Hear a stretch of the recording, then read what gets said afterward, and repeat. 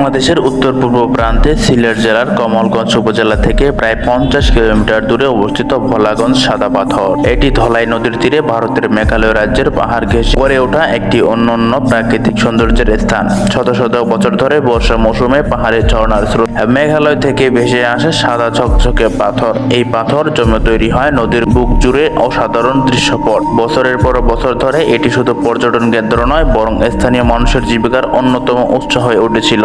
একসময় এখানে ছিল সৌন্দর্য, চারপাশে ভরে থাকতো সাদা ঝকঝকে পাথরে। দেশের নানা প্রান্ত থেকে মানুষ আসতো প্রাকৃতিক এই অনন্য উপহার দেখতে। কিন্তু আজ দৃশ্যটা বদলে গেছে।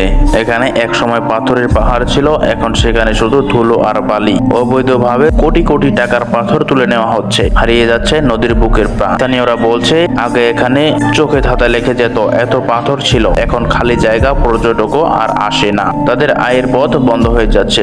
পর্যটন কেন্দ্র হারাচ্ছে আকর্ষণ। প্রশাসনের উদাসীনতা আর রাজনৈতিক প্রভাবের কারণে এই লুটপাট থামছে না। মানববন্ধন হচ্ছে, প্রতিবাদ হচ্ছে, তবুও কার্যকর পদক্ষেপ নেই। যদি এখনই আমরা দাঁড়াই, তবে হয়তো ফিরিয়ে আনতে পারবো ভোলাগঞ্জের সেই পুরনো রূপ। সাদা পাথরের শুধু পাথর নয়, এই আমাদের ঐতিহ্য, আমাদের ভবিষ্যৎ।